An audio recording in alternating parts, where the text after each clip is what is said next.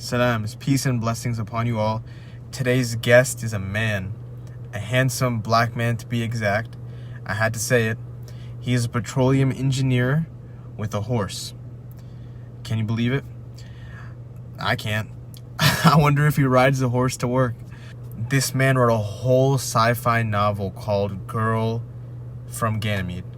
May Allah put blessings in our conversation today. I'm really excited to walk and talk with him today. Today's guest, Mohamed al-Mahdi.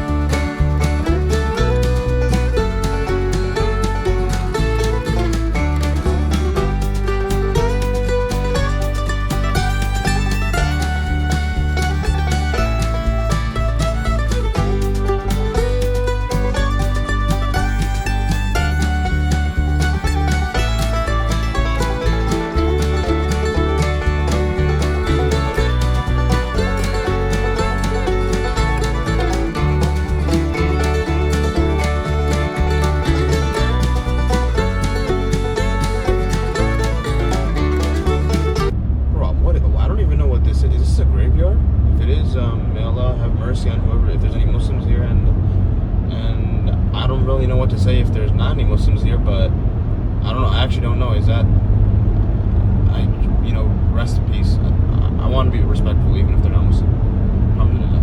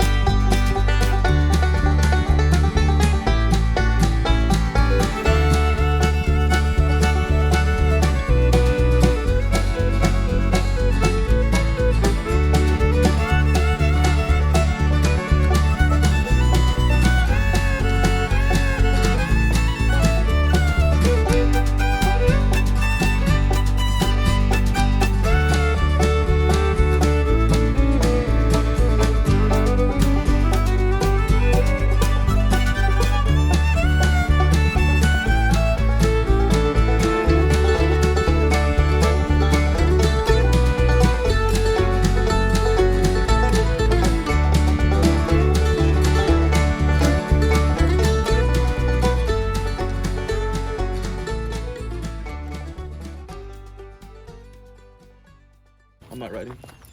Obviously we gotta do the podcast. But usually I do, I grab him, I bring him up there, I brush him down. Hey.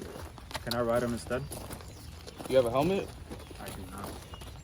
You can use mine if you want. I don't mind. But Have you ever ridden a horse? Yeah. You have? Okay. Wait, so you're from Sudan, right? Yeah. Yeah, mashallah. So like, have you like, how were you introduced to like horses and stuff? So when I was a kid, Mm-hmm.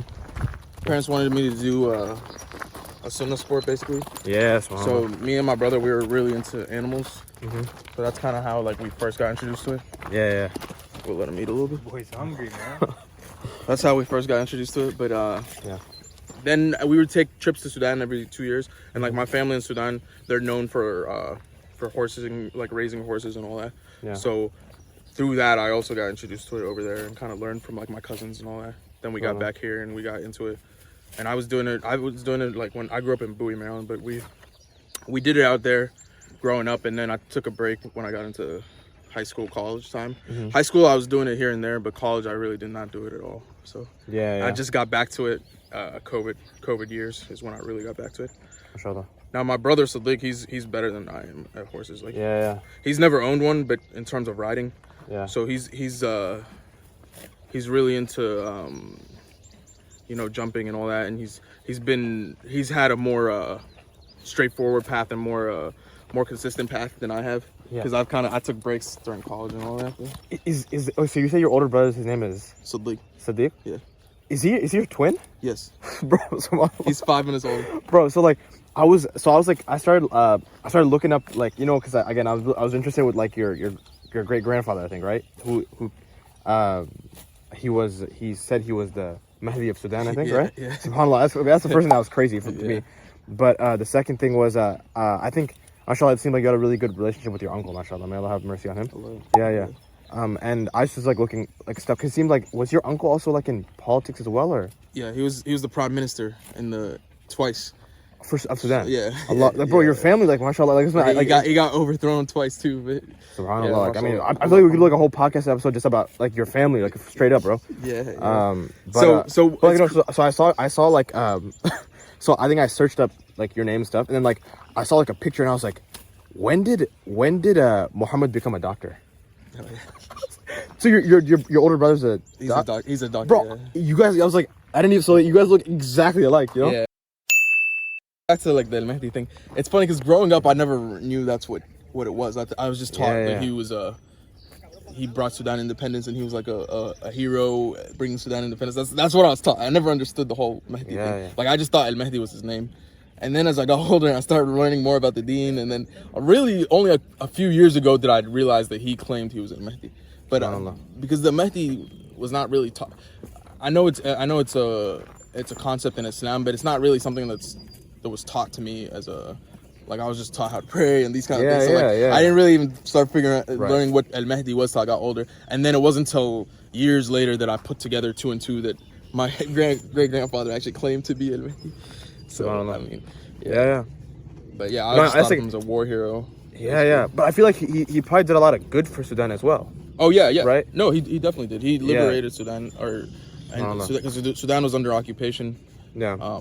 And Mustafa probably knows more about this than I do, but the history. But I might have to get you on as well. But Sudan was occupied by the Ottoman Empire and also the British Empire. So he had a huge hand in getting independence for Sudan. Yeah. No, I saw in like your Instagram bio, even like your profile pic. You know, it said something about Sudan, and like also the link. I think it was the physicians. What was the association?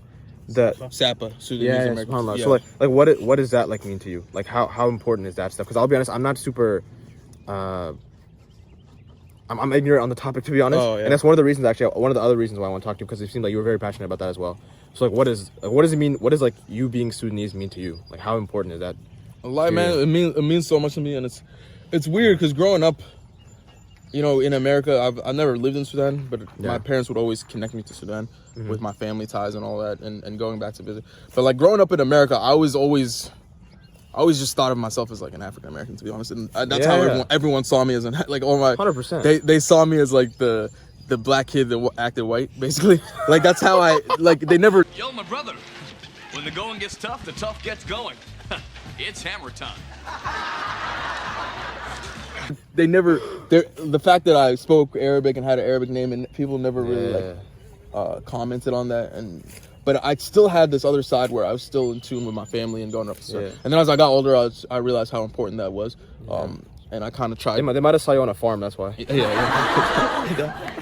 But like as I got older, I wanted to make those connections and stick to, because it did start to become more and more important once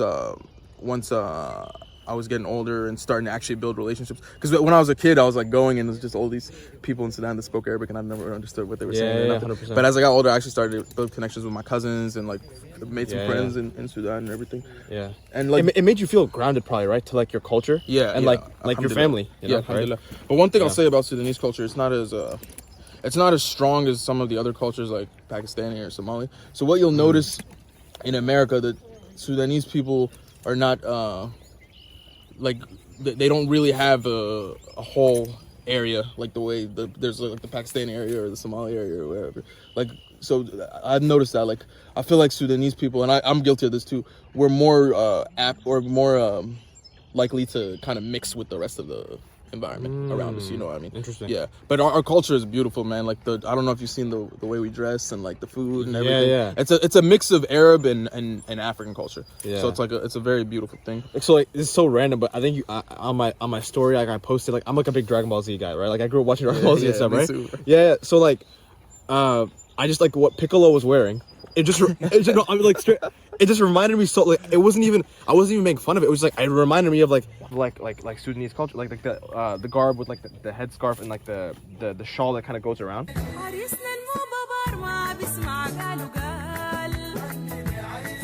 Yeah. So when I looked, I was kind of making a joke, but at the same time, I was like, it does kind of remind me of that. So I was like, I gotta get Piccolo's fit for Eid, inshallah. You know, for Eid. Yeah. So what Piccolo's got on his head, that's called the imma in Sudanese culture. Allah. And then he's got like the shal and obviously he's a cartoon character, but the way we have like the shal and you guys have shal too, right? Pakistani. It's called shawl. Shawl is what you call it. Yeah. So we call it the shal. And then we have gumsan alallah, which is the white, and sometimes it comes in different color, but like the kind of like spaced out white dress we wear, and then there's the jalabia. It's more it's very spacious and it's super comfortable. Yeah, exactly, bro. It looks so comfortable. Yeah. And then there's the jalabia. Yeah. So there's those two things. And the jalabia is the same thing, except I don't know Mustafa, do you know the difference? I don't know. The alallah is more of like like how the Pakistanis and Desis wear it, is like comes up to here, and then you wear like you wear pants under it, and then like the dress, like the top itself comes down to here. Yeah. And the sleeves are not as long, but the jalabiya is more of on like the full thobe. Yeah. The sleeves are all the way down, and like the garment is all the way down as well. Yeah. Yeah. So I always thought about it like the jalabi is just like a bigger version, but yeah, I guess that's a more technical definition. But yeah, so Sudanese culture is beautiful, man. I just with the war, going back to the war and what's happening there. Yeah, I'm very unaware of that. Yeah. Because of that, I felt the need to kind of hang on to the culture even more. Yeah. And SAPA, the organization you brought up, they're doing the most work as any organization for Sudan. It's the Sudanese American Physicians Association. Yeah. So yeah, like just sharing their fundraisers, I've always wanted to help out with that. Yeah, may Allah grant all of them mercy and make it easy, inshallah. Inshallah. No. How is he with riding? Is he like, I mean, is he trained or? He's like an advanced rider horse. Like you gotta know how to, because he tries to buck you off and stuff. Oh dang! If he can sense. Like I've seen one other person ride him well. It's like the owner of the place. How long have you had him for? 5 years now. Or is it 4 years? 4 years. So you bought him when COVID happened. This is your first horse? Yes. Now like my family, not my immediate family, but like my uncle and cousins and stuff, they own horses in Sudan. I know. So I would. I've ridden some of your horses. Oh yeah? Where at? In Khartoum? The stubble. Yeah, Nadi Furusiya. Yeah. Well, she's an extended cousin of yours, but she has horses and she knows a lot of people. So every time I go, I'm like, yo, hook me up. Oh yeah. I don't want like the. Who? Which one? Her name is Salam Hidayatullah. So she's one of the grandchildren. She's the grandchild of Sadi. Yeah, Sadi and Mahdi. She's my niece. Yeah. Thanks. So you rode his horses in Sudan. Yeah, my family. SubhanAllah. No, but like when he said that his family actually is like, when it comes to horses, they have a love for horses that's crazy. Like everybody with the last name Mahdi, they know how to ride horses, and they most likely have a horse in their family. Yeah. It's mashallah. I wouldn't say everybody. Not everybody, but like they just know how to ride. Yeah, maybe in Sudan. In Sudan. In Sudan. But and it's funny, like in my immediate family, it's just me and my brother. Like my dad and mom never got into horses. But like, why is that? I don't know, man. My dad is I don't know. He just. What does your dad do? He was an engineer. He's Mashallah. Would you say you got into petroleum engineering probably because of your dad? I think I got into engineering. Yeah, my dad. Yeah. And it's not just my dad said be an engineer, but it's more like so I wouldn't say I got into engineering because of my dad, but it wasn't like my dad said be an engineer. It was more like him just teaching me math and all that stuff, and I decided like I like problem solving instead of just reading. Yeah. So like that's why I lean more towards engineering. And then petroleum, the reason I did petroleum, because I was looking at programs and I found I could do in-state tuition to go to West Virginia University where I went to school. Nice. if I did petroleum engineering. And then it lined up with what I like to do because I like to travel and stuff. And in that field, and I'm seeing it now in my career, like you travel a whole lot and you see so many different. So the job that you're at right now, you travel a lot. You have to. Yeah. Wow. I mean, not on planes, but I like. You can drive. Yeah, I drive a lot. Yeah. And I'm not gonna lie. Even like the drive here, like I was so like happy that like I got to drive here instead of like you even coming to me because it was just like a very scenic. You know, it was nice. It was just nice to like. Yeah, exactly. Get up early. Like that's one of the intentions even with me is like, like just getting up early, and I miss Fajr, but I'm trying. But yeah, at least you're trying, man. Yeah, like, and you're gonna miss Fajr here and there, bro. It's just try and make it a routine, and then here and there you sleep. Like, I can just feel like, bro, this is good for the fitrah. Yeah, you can just feel it, and the fact that this is the sunnah of the Rasul sallallahu alaihi wasallam as well. Like. Allah. Yeah. That's one thing I always think about too is like it's definitely a sunnah to ride horses and be good with horses. Yeah. But I did read somewhere that horse owners are usually arrogant, like from an Islamic. I can't remember what it was, if it was a hadith or what, but there was an Islamic text that said it was talking about sheep herders are like more humble, and then horse owners are arrogant. Oh, subhanallah. I don't know if it's camel owners are arrogant, and then horse owners are it's like show offy kind of. Yeah. So like I'm always constant like just kind of thinking about that. Yeah. I'm like, I hope I'm not being show offy. You're right. I can see it though. Like you can see it. Yeah. Because you know like the horse on the Ferrari. Yeah. Isn't it called like the horse type is called like a Ferrari? Honestly, I don't know. I don't think I've heard of a Ferrari horse. But maybe I don't know. Man. But I think like the fact that like a horse is on that like luxurious car. Yeah. It kind of the linking of like back in the day probably, you know what I'm saying? Yeah. The Ferrari back in the day was like a nice horse. You know? Yeah, it's one of the. Yeah, so I wanted to take him to brush him, but I think he's kind of. I want to get his energy out a little bit first. No, that's fine, bro. So do you want to just go on like a trail? Yeah. No. I also used to like watch polo matches in Sudan too. Oh, subhanallah. Yeah. Is that a thing? It's like it's becoming a thing. It's all like amateur stuff. It's not professional. But Wow. It's still fun to watch. I remember like my first time watching, I was like, wow, this is actually a very fun sport, dude. It could like is it like I don't know too much about. Is it competitive? Is it pretty competitive? Like yeah. Oh yeah. They taking it seriously? Like who's the LeBron of polo? Oh no, I don't know anything about it. That was okay. like I only watched it in Sudan. It was like a couple of times that I've seen it. Oh, I see. But like even like the horses, the way they take care of them, the way the horses are prepped, like it's just beautiful. Wow. What about? And it requires a lot of teamwork too. One with you and the horse, and two with all the other horses that are and the riders on your team, like the polo players on your team. Yeah. Are you talking about polo? Yeah. You play polo? No, but I've watched in Sudan a couple of times. Yeah. What about like horse racing? Such a big like horse racing Kentucky too. Derbies people pay so much money on like betting on that stuff, right? So like even horses themselves, like some horses I've seen go up to like millions and millions of dollars.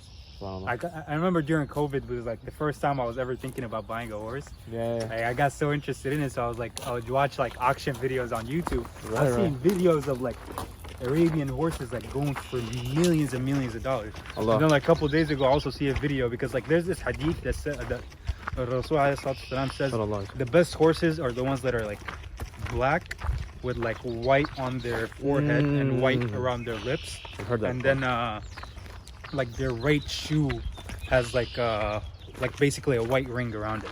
Like you see how Amir has like those white hair around his right shoe and left back left.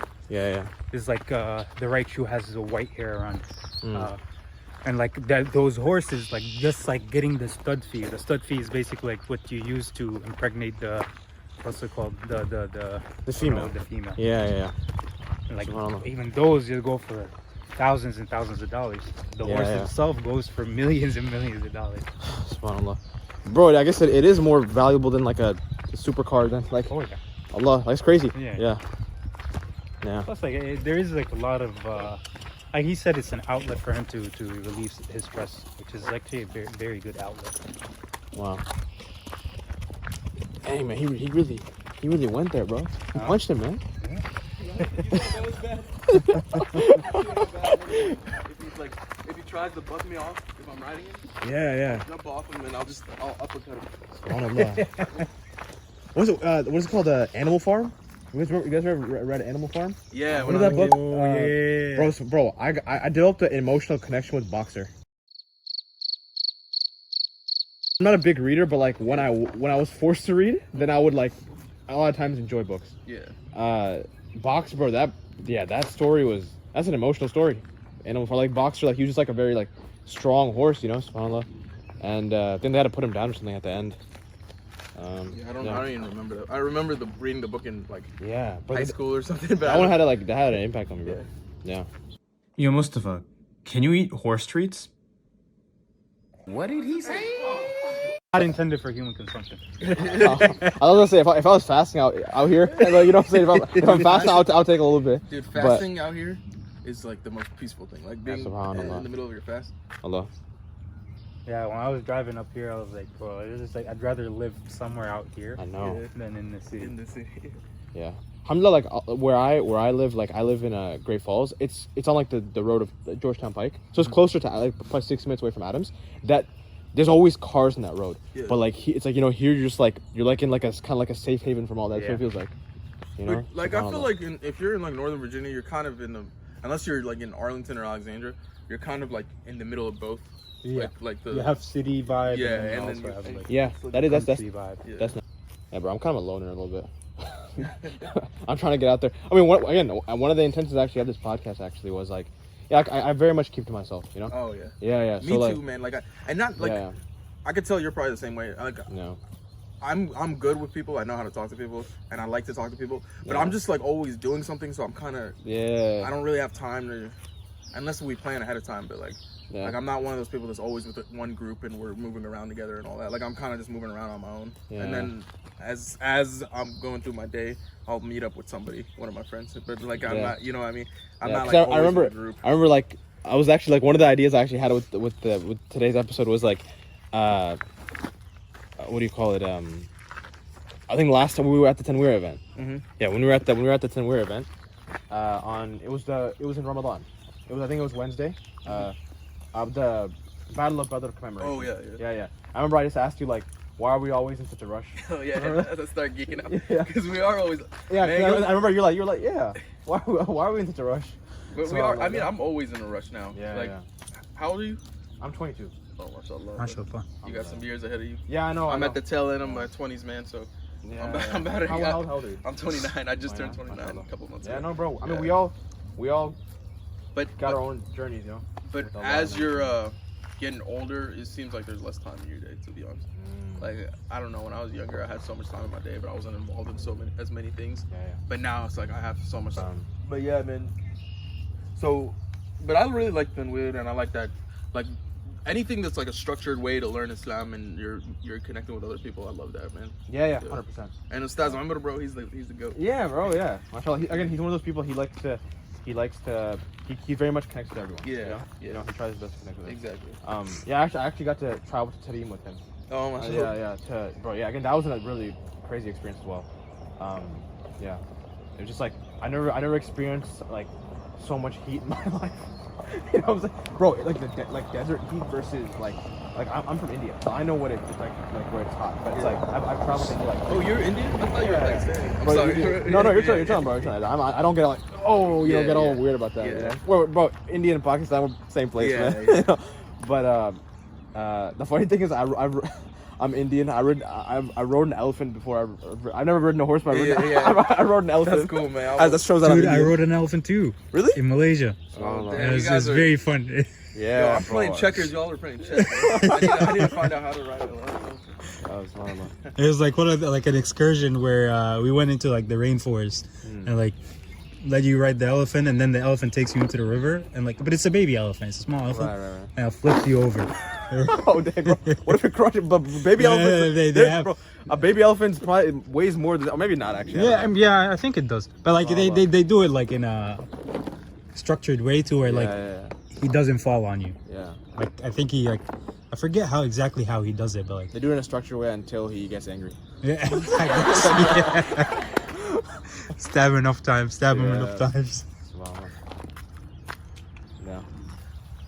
You bring a horse. What is it? You bring a horse to a river, and I don't know.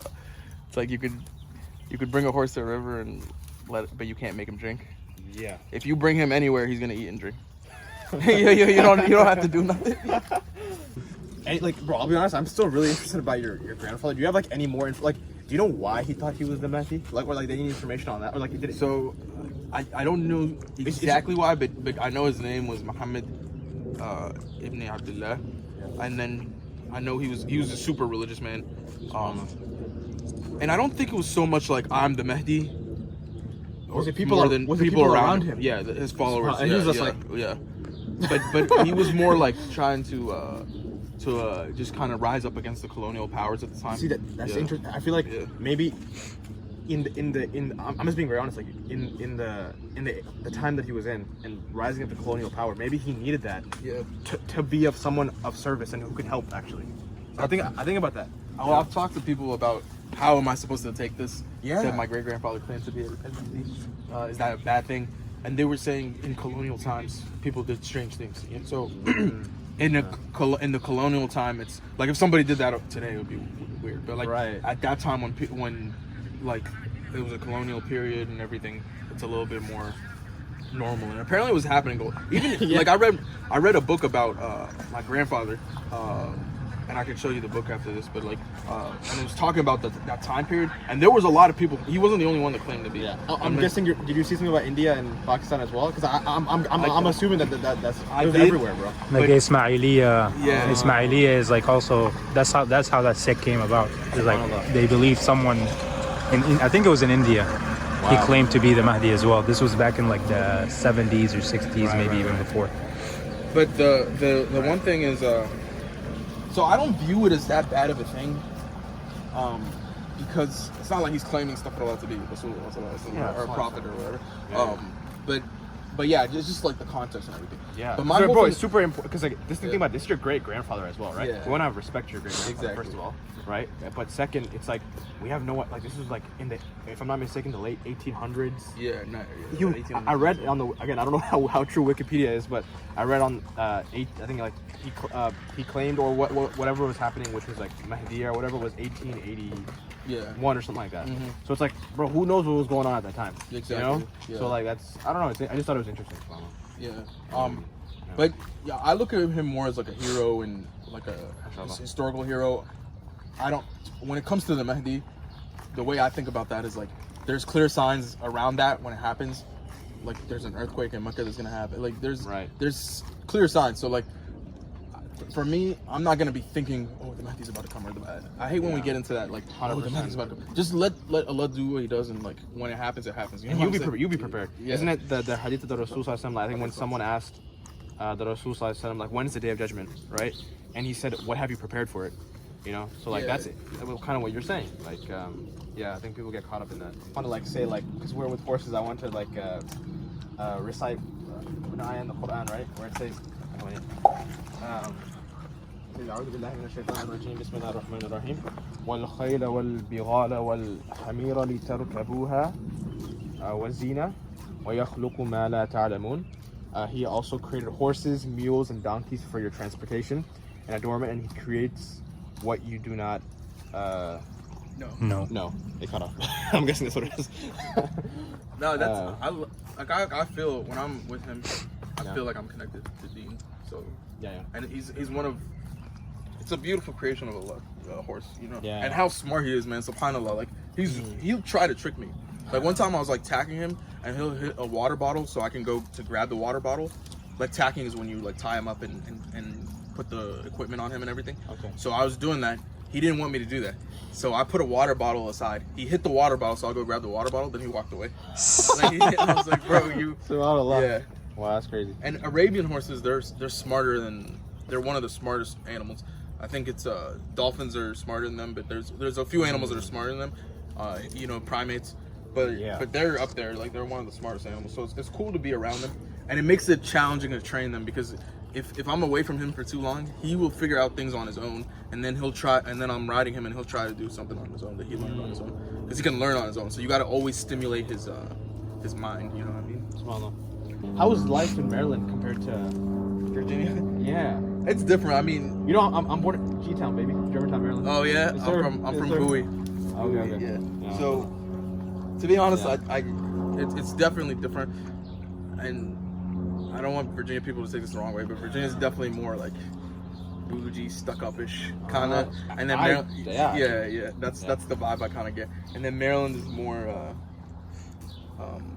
down to earth. You think?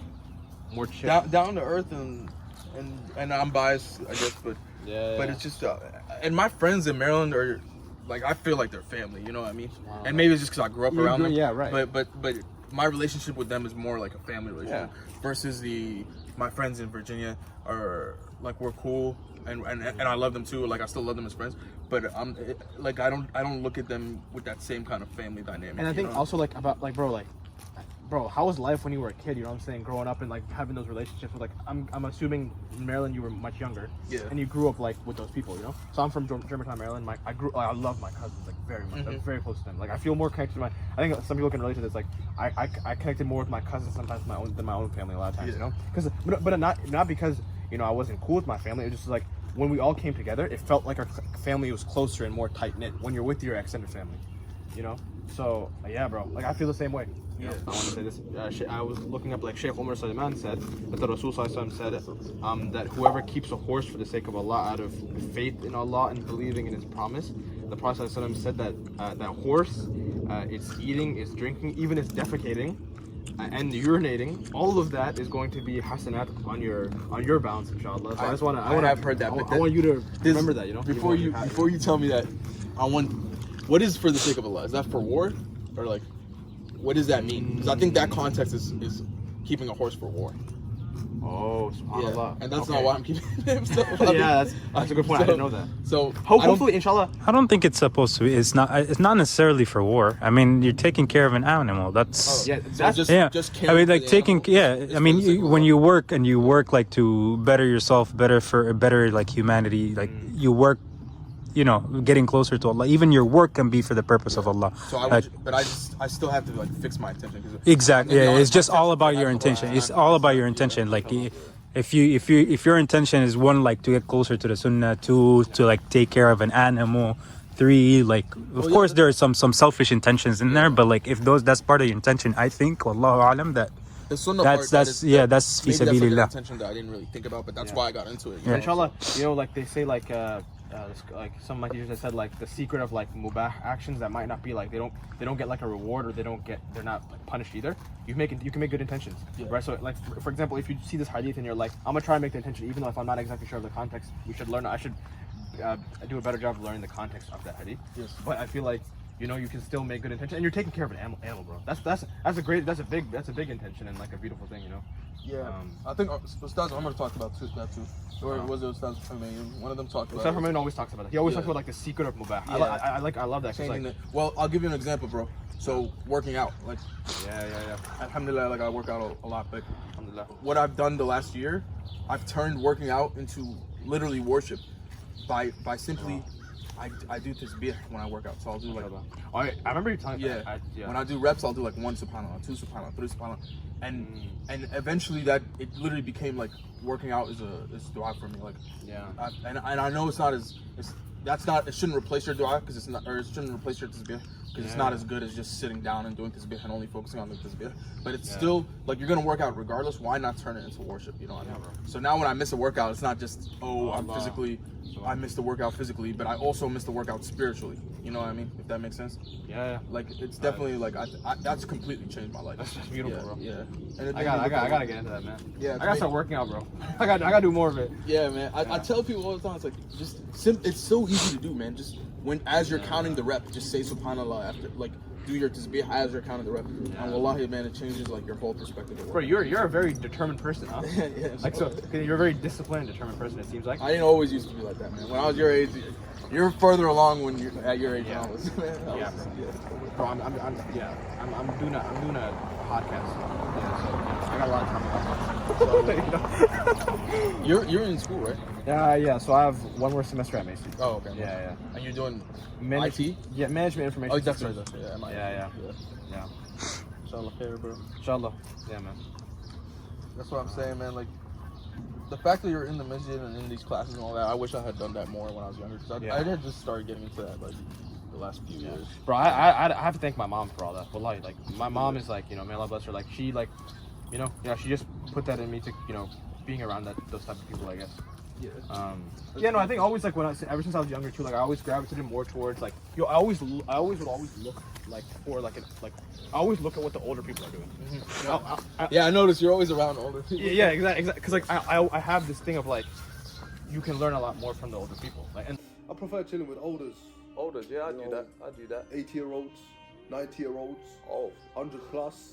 That's my kind of circle, yeah. 100 plus. Grandpas and grandmas, bro. Grandpas and grandmas. That's my gang. That's my like the people that I've gone through. Learn. A wise man. What is it? A wise man learns from others' mistakes. Something like that. It's like a fool never learns from his mistakes, and then you can learn from your own mistakes. Yeah. But then a wise man learns from the mistakes of others. Allah. Yeah. So older people have more mistakes. It's what like Ustaz Humayun was saying. If you're older, you've committed more sins. So when you look at, don't think you're better than somebody younger because you've committed more sins. Yeah. And if you're younger than somebody, don't think that you're better than somebody older because that person that's older is wiser than you. So that's how you kind of balance your ego. You kind of look. So you know, when I look at somebody younger, it's like, mashallah, like they haven't had the mess ups or the mistakes that I've made. So for you, like when you're looking at somebody older, you learn from the mistakes. So you look at their mistakes as like wisdom, and then the older person would look at the younger person's mistakes as or lack of mistakes as like something that's it's good. You know what I mean? Now, like actually, like there's I think there's a pretty good like pivot point talking about like being determined and like working hard and being disciplined. Girl of Ganymede. Oh, yes. Yeah. What's going on over there? The like, main focus of the podcast. Yeah, I know. We're just getting into it. Yeah, I have so much to talk about. I feel like there's so much to talk about. Right? There is where we're here with the horse, mashallah, with the Ahmed, and like I feel like there's so much to talk about, and like, yeah. So, what goes on? What caused you to like go into even writing in general? All right. So Yeah. So people ask me this all the time, and I'm gonna be honest, man. It just kind of happened. But so when I was younger, my brother and I, Sadiq, when we were younger, we used to just kind of like we would watch TV shows and superhero shows and stuff, and then we just make up our own superheroes and our own kind of, and we used to like play in like a weird way where we just kind of like play out role plays. Yeah, role play the Always, scenarios. when I was younger. Yeah. So we used to like role play the scenarios and everything, and we had some pretty like in-depth characters and stuff. So we just came up with like this comic book kind of line that we never implemented, but it was just we would always like draw out little comic books and stories and stuff, and it was super detailed stuff like at such a young age. And then fast forward, I kind of grew out of that or whatever. There was like an English project in high school that I did where I used one of those characters and kind of briefly wrote about it, but I just started to grow out of that. I used to work. So we mentioned I'm a petroleum engineer, but I used to work. Right now, I work in like the pipeline section, which is more like transmission of gas. I used to work upstream, which was like if you heard of fracking and drilling and that kind of stuff. Yeah. I used to work in that world. Yeah. Now when COVID happened, all those jobs were kicked to the curb, and I ended up getting laid off when COVID happened. So then I was trying to think. I was like, I got to think of something to do, like a side hustle. You know what I mean? What can I do? I was like, what can I do that I'm good at that not many people are good at? Because everyone is making clothes. Everyone is like, you know, all this stuff. Like I could try that, but like everybody else is doing that. What's something a little bit more unique? Yeah. And the main thing I could think of that I don't know a lot of people that are good at is not writing, but coming up with stories. You know what I mean? Like even the people I know they're right. Yeah. The people I know that write, they're always writing about themselves. They're never like writing a made-up story. You know what I mean? That's it. So that's one of my questions. Actually, like, why did you pick like a sci-fi novel specifically? Yes. So I guess okay. So like, because I was good at making up stories, like completely random stories that have nothing to do with me. Creativity and being like exactly. Yeah. So, but I wasn't good at writing. I was just good at the story part. So I was like, all right, let me try and do this. Let me start writing, sci-fi or made up stories. So I had to read a bunch of sci-fi books to learn the language, because if you read my book, it sounds nothing like me. It's like very like sci-fi. Yeah. And not like hard sci-fi, but just like fantasy stuff. Like, so I had to learn how to write like that by reading books. So I read Dune. I read this book called Red Rising. I read a whole bunch of I read a whole bunch of books to kind of learn the language of the reader, like what the reader expects when they read that. Yeah. And then I wrote my first book, which was, it's called Tales Before Dawn. Oh, okay. Yeah. And this is before Girl Academy. Yeah, this is the first book, but it was, you could tell it was my first book. It was 200,000 words and a bunch of stuff that doesn't really even add to the story. It's 200,000 words a lot? Yeah, that's way too much for a sci-fi. Yeah, Oh, the sci-fi. How many pages was that like? I can't remember, bro. But it's on the shelf right now. I left that, but that was my first book. And man, you went going all out. Well, it was like a brain dump of all my ideas. Yeah, but I left that. That must have been nice though. Yeah. I feel like therapy, like personally, maybe for your like even for like your people say like journaling is really good for your mental health. Yes, sir. Getting it out all on paper and stuff is like probably super beneficial to you. Like just like even if you didn't like you didn't like complete the project or like go out with like you're doing with Girl Academy, but like it was good just for you mentally and personally to get it down there. Yeah, but this was so I don't really want to get into this book because it's not published. But it's something that it was just kind of my first book and it wasn't ready to be published. And you could tell that I still needed to work on writing. Then I wrote my second book, which was Girl from Ganymede. And what I did for Girl from Ganymede, I hired a bunch of beta readers, is what they're called. It's basically somebody you hired. No alpha readers? No alpha. The beta readers. Dang. But the beta reader is somebody you hire just to read the book. Like they're sci-fi heads. They're people that read sci-fi, and they read the book and give you their honest feedback. So I hired a bunch of people to do that. Like random people you find on this website called Readsy. Oh. So it's a bunch of people that service book. And they probably have like do you have like some type of like rating, the star system? Yeah. So like just show who's more credible and can actually give you proper advice. Yeah. So like that's their whole hustle is to like read books and give you feedback. So they gave me a bunch of feedback and then I used that to kind of tailor the story. And then alhamdulillah I was able to find a publisher and I'm summarizing. This whole process took years. Like to write the book, it took about a year, and then to get it published took another 2.5 years maybe. So like this whole process, it started in COVID. So like since COVID, and then it just came out last year. What was like your schedule like, and how like you building out your schedule and being like, what was being disciplined like? What was it like being disciplined in doing this? Like what was your schedule like? So alhamdulillah at the time. I wasn't working because I was laid off. Right. Wow. So you went all. This was like you went all in on this. Every day I was working. What was it like? How many hours like a day or like?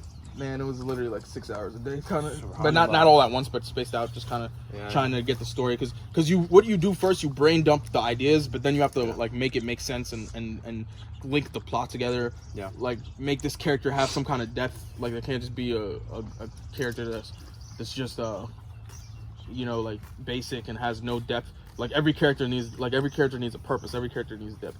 So that whole process took a while. Alhamdulillah, I'm writing another book right now, and then I'm working on getting another one published that I've already written. But alhamdulillah, now even though I work full time, I'm doing all these classes at the masjid and taking care of this guy and all this stuff. Alhamdulillah, the book thing is more like because I've already been through it, so now it's like I can just plug in what I need to do for this amount of hours today. Versus when I was first starting, I was still trying things out, so I didn't even know how to write and all that stuff. Right. Like now it's like a, how like they say like, so I guess I kind of work with AI and stuff a little bit. Just for the record, when I say I work with AI, I mean I use ChatGPT. Let's keep on watching. Work with AI and stuff. So, like you're kind of like automated. You don't have to think as much about it. You know what I'm saying? You automate it. You just kind of you go with it now because you have like a plan now. Yes, sir. Yeah, man. And alhamdulillah, bro, I thank Allah that I got laid off from that job. Because if it wasn't for that, I would never have gotten into writing, and I would never have gotten published. Like, and even before that, there was another situation where I had a job opportunity to work overseas, based in Dubai, and work in Iraq for an oil company, and it would have been like the best like. It was like financially probably, right? Not just financially, but like I said before, I like traveling, I like seeing right. So that would have been such a good job. And you're in a Muslim country on top of that. Like, Alhamdulillah, that didn't work out. No. Then the next thing happened where I got a job in America instead, and then I got laid off because of COVID. So at the time, it was like these things kept happening. But looking back now, alhamdulillah, like those things happen because I would never have been like a published author if it wasn't for that. And now alhamdulillah, I'm back in like my field and I still have a good job now, and it's like, but I just had to, like, it's almost like, and subhanallah, like, you'll never know exactly what Allah's plan was, but it's almost like I had to kind of fall off those things to get another hustle and another creative outlet or creative project in my toolbox, and then go back to my career and tie everything back in, inshallah. How did you feel during that period of just like being able to just be like, just go all in on like your writing? How was like compared to like maybe working your job? I mean, you probably like that, maybe like, you know, how was your, you know, it's like you probably in your heart felt more like this is what I want to do, right? Or I like my job too, but there's a time and place, right? So when I'm at work, my mindset is all engineering, technical stuff. When I'm writing, my mindset is all creativity and just kind of letting things flow, and I'll listen to stuff that makes me connect with the characters, you know what I mean? So like right now, what was some inspiration for writing Girl Game? So the main thing, you said Dune, I think. You did say Dune. I read Dune, but Red Rising was some of the inspiration. But I wouldn't say it's the inspiration because I already knew what the story I wanted to write was. Red Rising just kind of helped me get the tone of it and the style of it together, because that's kind of a similar story to what I want. But yeah, to be honest, man, it's an immigrant story. So let me tell you what this book's about. No, so before we start, right? I just want to, like, first question is, why did you call the sci-fi novel like Girl from Ganymede, right? And my second question is, when did you convert to feminism? I want to get that. Got him! Got him! That was my joke. That was my name, man. What are you doing, bro? That was my one joke. I like comedy, so that was my one joke. I was trying. I never even like told That was funny. Yo, relax, man. Slander. That was it was just one joke. This man's a beautiful person. I'm stupid. I gotta get one joke in. So I converted to feminism. No. But no, the reason I called the Girl from Ganymede is so Ganymede is the moon she's from, and I'll explain what the book's about. But she comes from a moon called Ganymede. Ganymede is one of Jupiter's moons.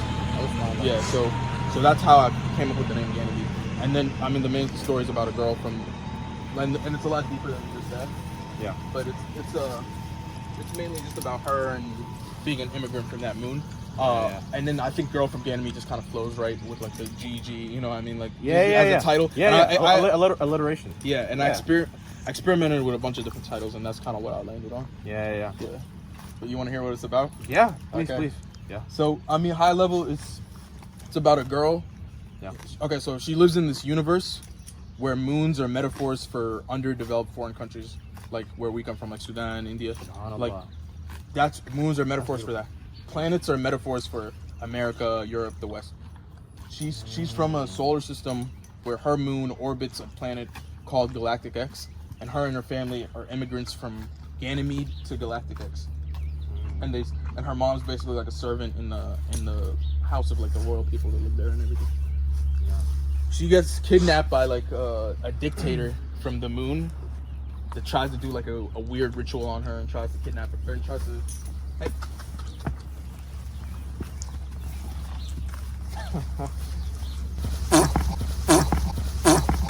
Hell no, to the no, no, no. Hell to the no, hell to the no, to the no, no, no. Hell no, no, to the no, no. Hell to the no, no, to the no, no, no, no. Hell to the no, no, to the no, no, no, no. Hell to the no, no, no, no, no, no. Hell no, no, no, to the no, no, to the no, no, no, no. Hell.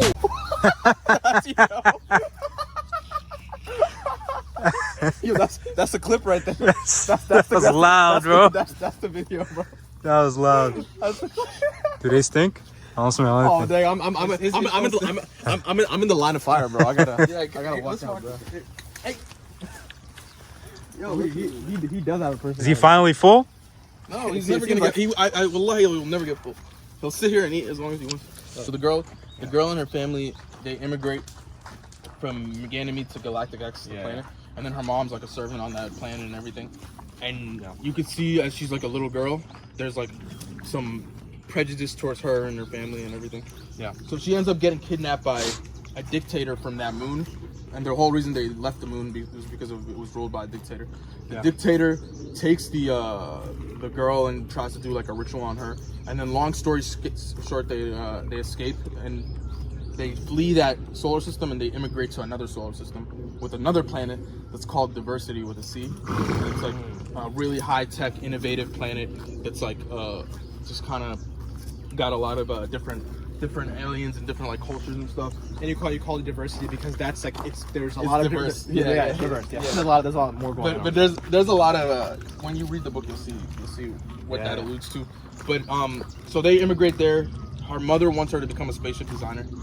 10 years later, she doesn't end up being a spaceship designer. She ends up working like a low-class job just to like feed her mom, and her mom is super sick now, and she has to like care for her mom. Yeah. And then her working that low-class job, it pulls her into the political world of diversity because there's a general in diversity that's like obsessed with her. He sees her, he's like obsessed with her, and she's like staying away from him. But he starts. That sounds like a general. Yeah. He starts inviting her to all these functions and giving her money. So she says yes just to like get the money to pay for her mother's disease. So she starts getting pulled into that political world, and she starts seeing how things are not always as they seem. Like this planet is promoted as like, you know, high tech, innovative, accepting of different cultures and all that. But as she's pulled into that world, she's starting to see things are a little they're not as they seem. You know what I mean? Interesting. Yeah. And then she kind of just navigates that whole world. Would you say like there's some like element of like how like maybe like the dunya or like the materialism can just like it might seem? I'm gonna be honest, there is, but I was not intending it that way. Oh, okay. Like, cause this is not so. And right now I'm writing a book that has something to do. It has Islamic things in it. I definitely inshallah. Be checking out. Yeah, but the first book I wrote, it has nothing to do with anything Islamic, but it does have some. It seems like it's more like it's someone who's a son of immigrants or daughter of immigrants can relate to this book a lot. Yes. So like you being from Sudan has like a big influence on this. Would you say? Oh yeah, for sure. Okay. Mashallah. It's got a lot of cultural things. Like and they have cultural practices. The girl and her family and the people from Ganymede. Yeah. Like they do this thing. They meditate. Oh. Which is a thing where they sit around and they literally meditate for like 5 to 10 minutes. And like her mom is super obsessed with doing that. And her mom really holds on to their cultural values. But she's like kind of like a rebel. She's like, I want to be more free and all that. And then as she goes on, she learns like she shouldn't be trying to get rid of her cultural values. That's what's keeping her and her family firm. But she ends up meeting my favorite character. His name is Zayzoom, but he's like a little alien rapper whose brain is coded to his spaceship, and his spaceship follows him around. And he doesn't show up till the second half of the book. But Zayzoom is like her. He ends up like falling in love with her. And you didn't think about naming him Lil Zay? No. The rapper. But he's my favorite character just because he's funny. Like the way I write him is funny. Yeah. Mashallah.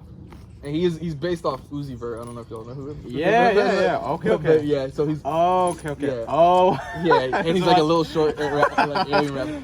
But he's That's funny. Yeah, he's like, and she's kind of gives him attention, but she's trying to just kind of care for her mother and everything. But he ends up helping her escape certain like evil situations, evil plots, and all that. Yeah. Now the part I didn't bring up, but she suffers from like a schizophrenic kind of thing because of what happened to her when she was a kid, when she was kidnapped by the dictator.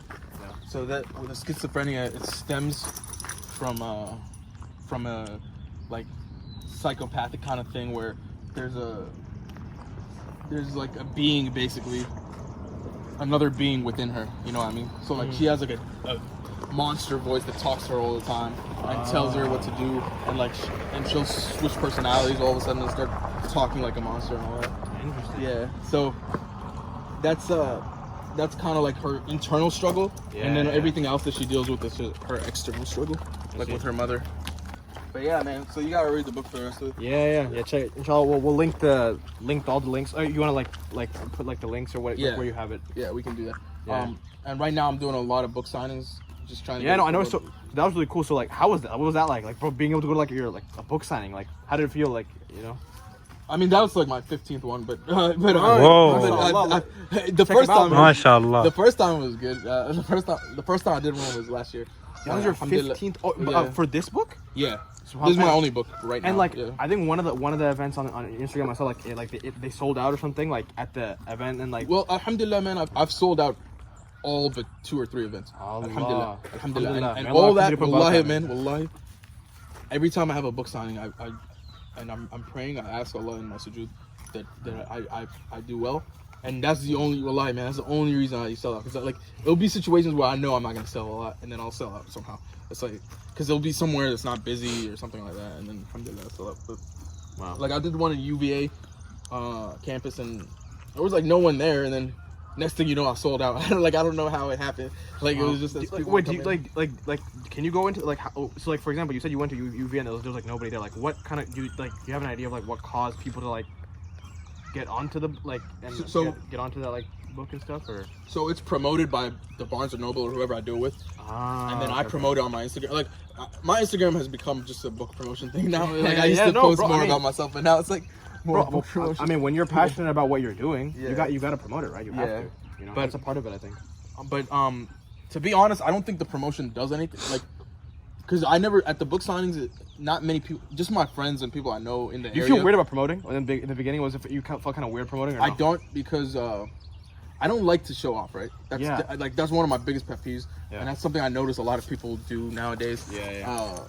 Even within the Muslim community, unfortunately. But when it comes to promoting, there's a purpose for it. You know what I mean? You're not showing off. You're not just posting just to boast and brag. Exactly. It's because you're trying to sell something. You know what I mean? Yeah, exactly. So something like that, I'm a little bit.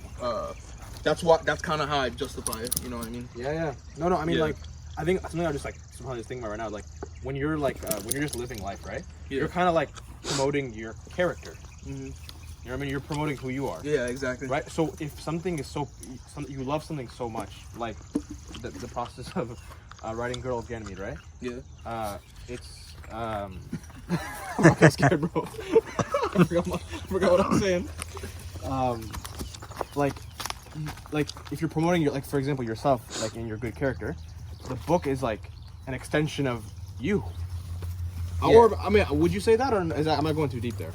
I don't think so. Okay. Maybe what the book represents as far as like this product of the book, but the book itself, it's a sci-fi. So my biggest fear is when people read one of my books that they think it has anything to do with me. You know what I mean? Because I kind of did that a little bit just right there. So like I appreciate that you.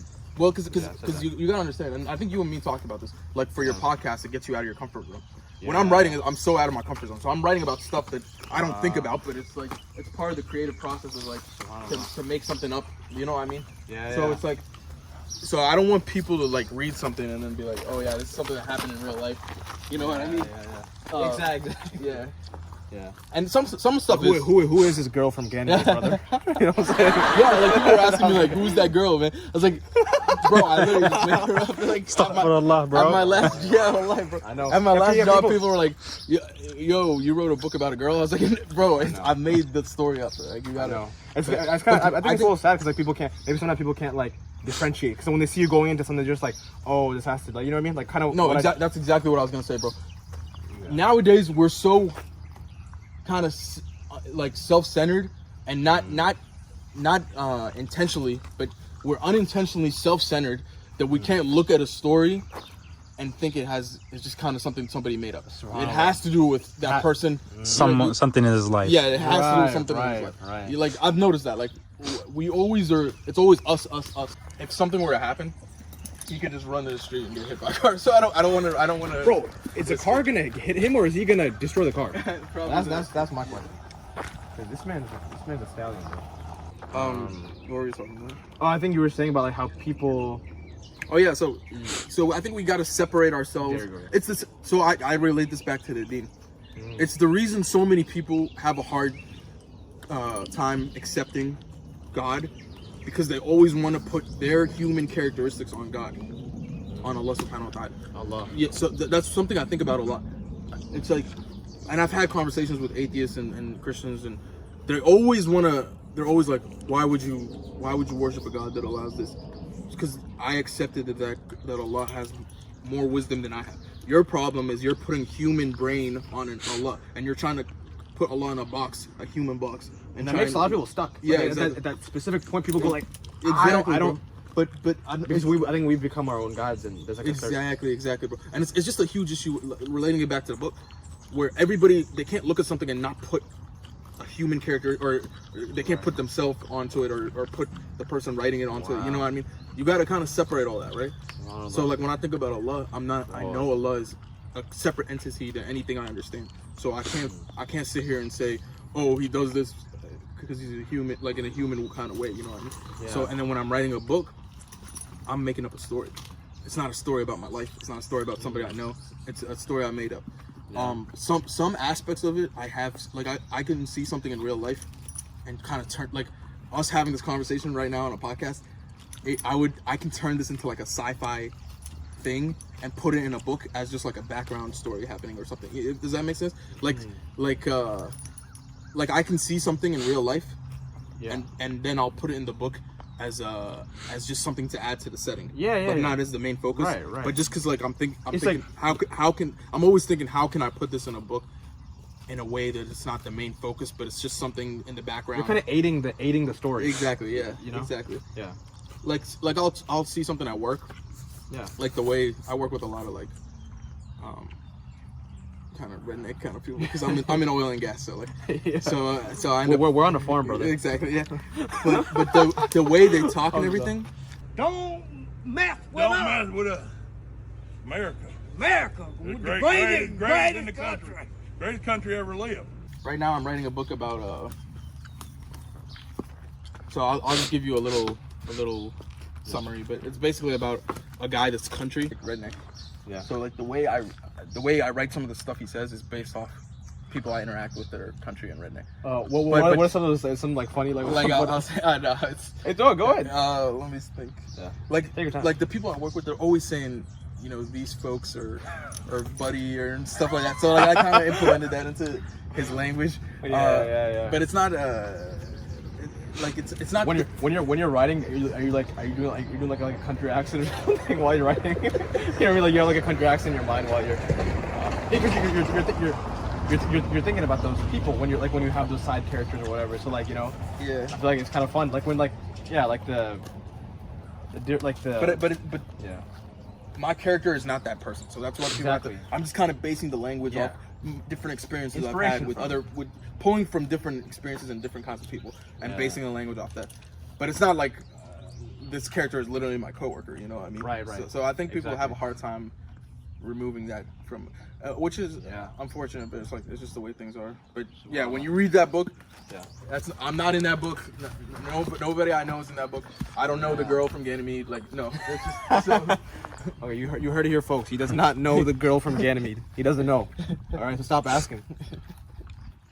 And you gotta tell him no. You got to tell him no. I see the Baltimore Ravens hat. Yeah. You know what I'm saysaying? Big Trust, I think. Big Trust. Big Trust. Yeah. Big Trust, right? So, I guess, are you like a sports fan? Do you like? I am. I'm a football fan. Yeah. I do like in terms of watching games and playing the sport. I do like basketball too. Yeah. But I just don't have a team in basketball. Right. But in football. The funny thing is, so like for me, like I think, I was kind of like a lot of, so like I really love my older cousin. Like my older cousin was like it's like my older brother, you know. Mm-hmm. So like a lot of what he was doing, I would just kind of like follow him, right? Yeah. So like play ball. He was like playing basketball. The funny thing is, the first sport that I really got into was hockey, actually, ice hockey. Oh yeah. And the Capitals are probably one of the best. Oh, I saw you were at the game, yeah. Yeah, exactly. Yeah. So I love Ovechkin's like probably, I think he's one of the, bro. I've never seen it. Get a shot of that real quick. I've been flying too far away, but like I've never seen a horse roll around like a dog. He does that all the time. I have a video of him doing that. I don't want to send that to you. Yeah, I could. Yeah, that'd be cool. Yeah, but sports has been like a big part of like my life too. Like just like again like getting your energy out and just doing something fun. Yeah. So like actually one of the funny things was like I have like a half court in the back of our house. So like alhamdulillah. But I actually one of the ideas that I had was doing a podcast. A basketball. Like so we do like a one-on-one. We get mic'd up and like or we just like we just shoot around and we have a conversation. That's a good idea. Yeah. So that's one of So do you play a lot of basketball or like? I can hang, but I'm not like a baller. Like, because a lot of people that go like, yeah, I'm not a hooper, and then they come and like dunk and the then, ball. Yeah, no, I'm not like Kyrie. that. I'm not like that. But I play a lot, and I play with I play it just as a cardio thing. There you go. But a lot of my friends are really good. Mashallah. Some of my friends are like really, really good. And I noticed that some of the kids at Adams are pretty good too, bro. Yeah, no, they are. Play there all the time. I mean, I grew up like playing Adams. Like, so one of the first ways that I was even introduced to Adams Center, like more like deeply, I guess, was playing basketball. Yeah. No, I think that's something I was thinking about. It was like, there's a lot of people that, they might not be super acclimated with a religion and they're not really, they don't have like a deep desire for it. But they, you invite someone to play basketball at the masjid, and they keep on coming. And then it's a one day you just pray. Yeah. Exactly. So like that, I thought that I think that's cool. Like it's a good way to give down. Like these, like I think it's some third spaces. Like again, even like this is what I was trying to tell. Like even in your writing, for example, it's like I'm gonna kind of go to this. It's like, bro, like I think we have so much opportunity as Muslims to like when you can become creative and like you influence other people that are not Muslim. You're basically giving them an entryway into Islam. Yeah, exactly, bro. And even again, if someone likes the girl of the enemy, like I'm gonna read the next book of Mohamed and Mahdi, and now you write something about Islam. Yeah. Or you write something that has to do with this. Or like what I mean, it's something that's my plan, inshallah. Inshallah. My book I'm writing now, it has with the redneck character. There's this Islam is it's not about Islam, but the main character ends up converting to Islam. And then I have a book I'm trying to get published soon, inshallah. And you finished that one? Yeah. Okay. So can you give us any? Just stay tuned for scenes, man. Stay tuned? Okay. Yeah, I'm working right now.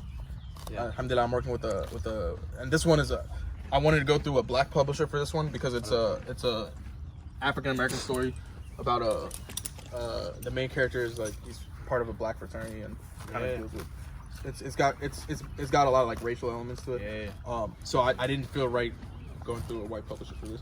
Just and nothing against that, but just for this kind of book. Whatever feels right to you is important. Exactly. Yeah. Especially in a creative space, bro. Yeah. You got to be in the right mindset. It seems like exactly. And like exactly. what feels right. Exactly. But alhamdulillah, I have a very good publisher that I'm working with right now. So inshallah, it should be coming out soon. I'm not gonna give too much away, but just stay tuned for things. Stay tuned, guys. So I remember. I'll be honest. This was like Can we go back to basketball really quick? Because I gotta promote something. Like I mentioned, I'm Sudanese. I'm very passionate about the war in Sudan and what's happening in Sudan. We have a basketball tournament for Sudan in May 17th, 18th. Keep an eye out for it, bro. It's gonna be called Hoop for Sudan with Hoop Finesse. And the Kahwa page, and it is gonna be posting it. Hoop Finesse and the Kahwa page should be posting it, inshallah, soon. The plan is for the proceeds that the extra money we end up making, inshallah, to go to SAPA, that organization for Sudan, inshallah. So yeah, just keep an eye out for that, man. Yeah, so definitely. And I'm working with some Maryland heads too that are pretty involved in like the Sudanese community, and they just did a basketball tournament in January. So. Bro, a lot of Sudanese people are good at basketball, bro. Yeah, bro. I'm not one of them. I'm not. But there are a lot. Some of these guys are. That gene missed me. Yeah. Oh, dang. Subhanallah. Yeah, a lot of Sudanese people are good at basketball. I've never talked about it in this.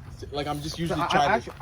I don't want you to maybe like go too into it because if like you want like people to read it. You're right. So that's one thing too. But I usually talk about it trying to sell it. So like I talk like instead of talking about how I wrote it and everything, it's more like the book itself. Like it's what it's about. Do you like talking about how you write it? Is that something that you're more or like do you like to talk about how like the process of it and just like. You like, because I'm kind of interested in that stuff, like people's passions and emotions. Yeah. I'm into that stuff. I'm into like mental health. I like it's kind of like a buzzword, but like I'm into I'm into like I guess I'm into understanding why people do what they do. Like what like what really inspired you. This is my first podcast as well. Oh wow! Like talking about the book. Yeah, we're on the same page I've been on a podcast before but they were just talking about like stupid stuff like men versus women. I feel like that's like every podcast topic these days. But this is the first like thing about the book. Alhamdulillah. But I like every time I've talked about the book, I was just talking about the story itself. But I do think it's one thing I'll say about the book though. I like to take real life concepts like racism or different cultures or like these kind of things like mental health, and then apply it to a sci-fi world and do it through like a sci-fi lens. You know what I mean? Yeah. There's a lot of stuff in the world that's based off Islamic sources.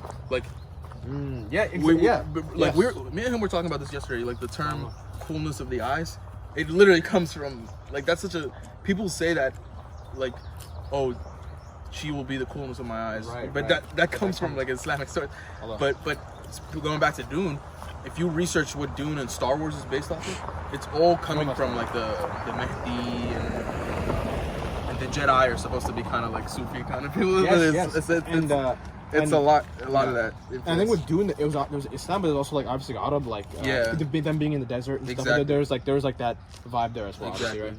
But something I actually want to speak about this, like this kind of reminded me of something else. It was like you always like hear like in most Muslim culture and like they see like Arab. I feel like everyone talks about evil eye.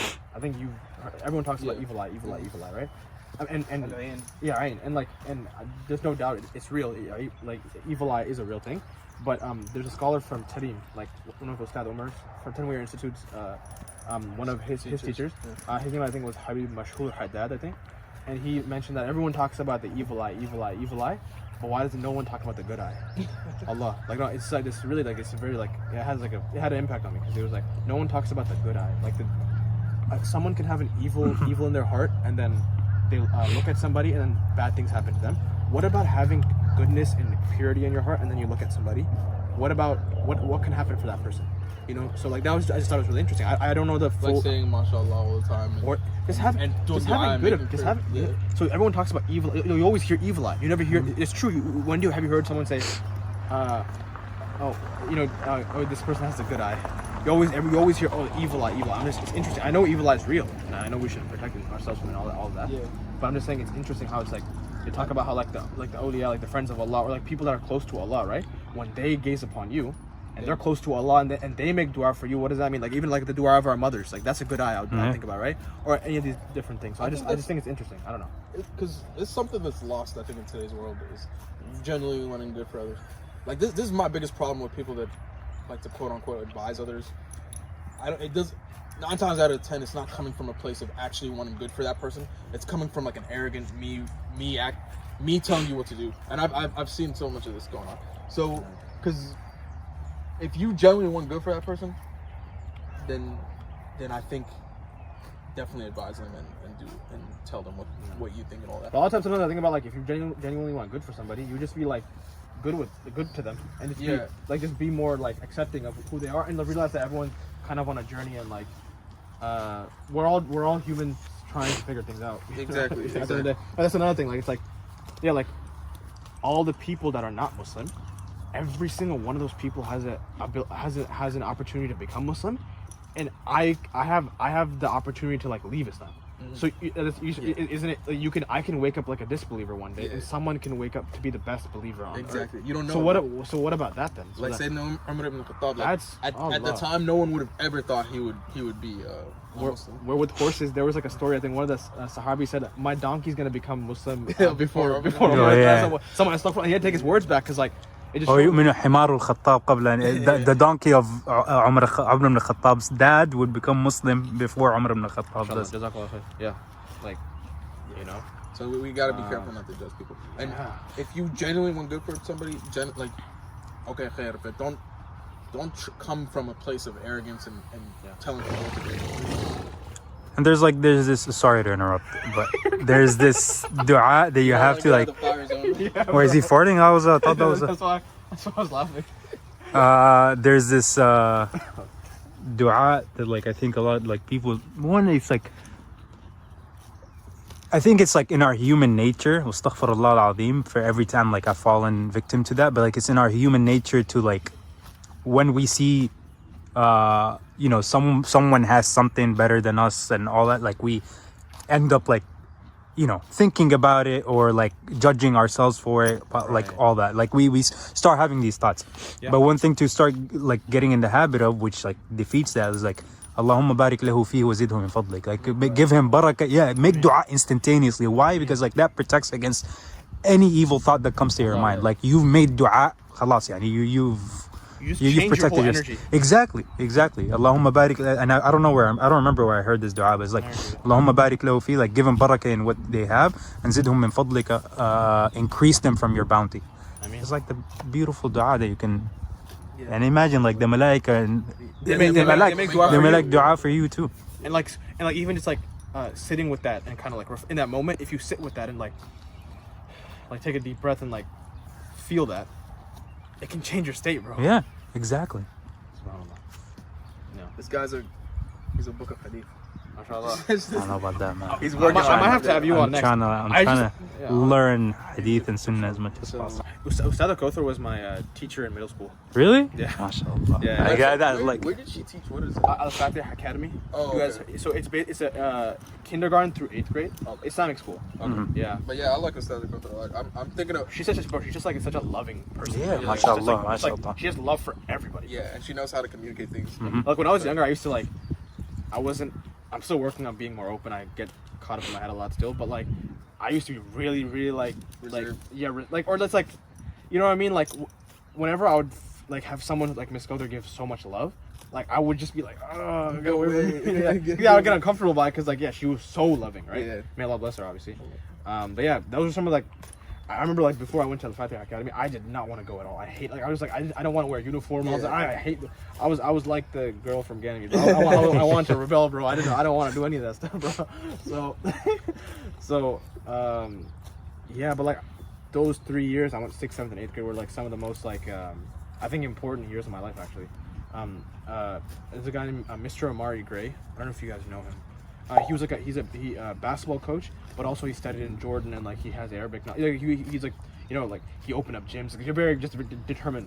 I was always looking for role models growing up, right? Like I really like, you know, always looking for role models, and like he was like that kind of like that role model that really had an impact on me. You know? Because I think one of the reasons why I actually love basketball is because of him as well. And yeah, Ustad Kothar was, you know, my teacher as well. I had a lot of other just good experiences, man. Like. And I think that really helped me, like, obviously my mom helped me build my framework for the deen, but that helped me as well, and it kind of helped me, like, connect more to community and stuff.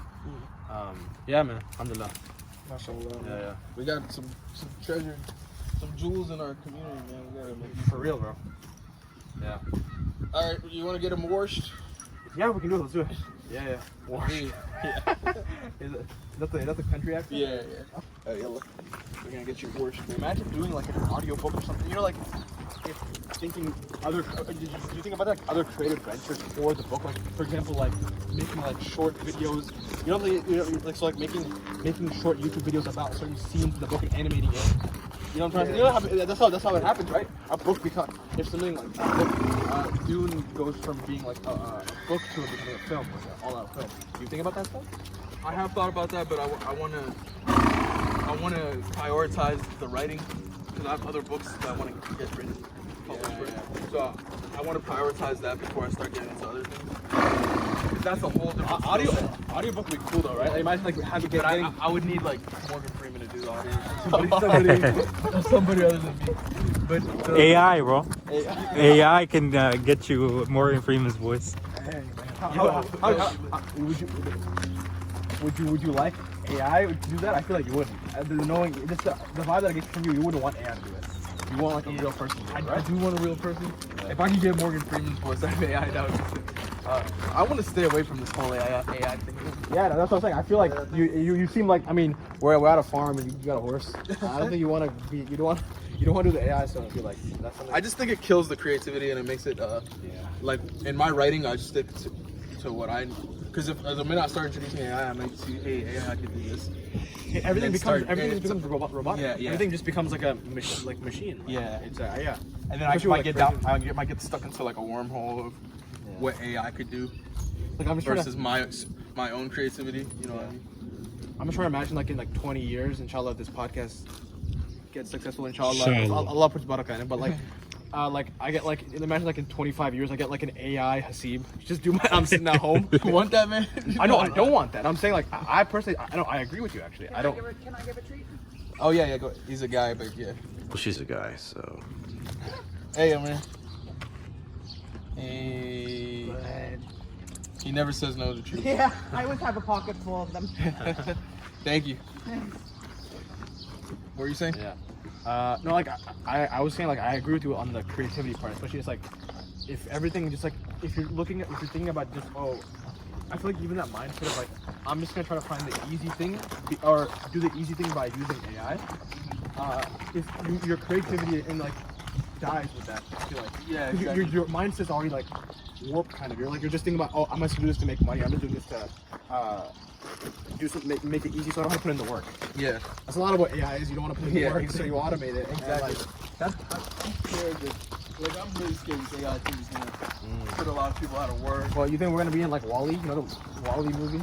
I don't know, man. You ever seen WALL-E? Like I don't even. I've seen it. I don't even remember what was going on in WALL-E. Yeah, like Such a long time ago. That's what I think about every time I think about like I know WALL-E, but I haven't seen it. All these the like robot, the Pixar robot. Yeah, thing. like you know, excuse my, but like all these fat people just sitting on like these chairs that they can't walk anymore. You know what I'm saying? And like they just everything comes to them like Uber Eats. And so basically it was like Uber Eats in the movie. You know, like but like now it's like some of that stuff is happening. So Allah knows best though. Is that what like human beings are just all fat? Yeah, everyone's fat. No one can walk. Everyone's in these chairs that like move around and stuff, and they'll just move around. Like the robots will be doing everything. That's crazy. Yeah, the humans sit back. I think it's getting to that, right? I mean, like we rely so much on, and automation is good, but not for everything. You know what I mean? Like, yeah. This is my thing. If automation can allow people to do more creative things, like you can start like writing more and like really doing all that stuff, like that's awesome. But I feel like it seems like human beings need to work. Yeah, it's a part of it. Like, it's not just it's not just getting the work done, but it's like what it does for your mental. You know what I mean? So like if you automate everything, then what are you doing now? It's like let's say you automate everything. Yeah. Then what do you do now? What's your purpose? Yeah, exactly. Right. So like I mean, the Rasul Sallallahu Alaihi Wasallam, like he was always busy, right? Yeah. Like that's one of the things. Like he was always busy with good, right? So if you got a robot doing the good, what are you gonna do, man? What are you gonna do then? I don't know. And maybe you building the robots that do good. Inshallah, maybe we're headed there. Because we don't, I feel like sometimes we don't know what. Like sometimes we think too much about the past and then like we get caught up in that. But sometimes like I feel like as we don't know the barakah that's where the barakah is in the future, inshallah. Yeah.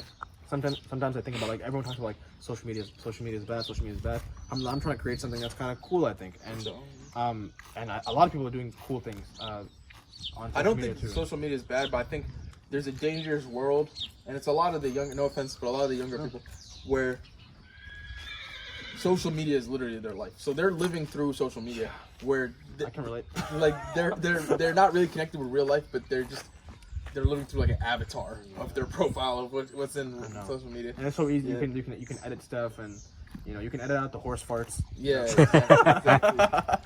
No, you gotta keep those in for authenticity, man. Yeah, and I'm gonna keep it in, bro. I'm gonna have to amplify it or something. That's what we gotta use AI for, bro. Amplify horse farts. Yeah. Hey, apparently, man, if I change my intention, the horse part and the feces, yeah, everything is it's good. Inshallah. All right. Anything else on the book, or do you want to get them washed? Washed. Let's get them washed. Mashallah. Yalla. Habibi.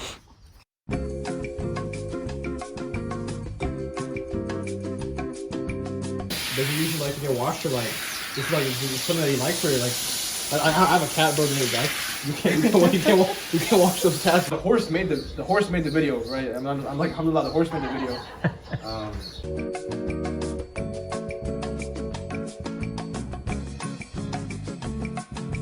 You got anything to say?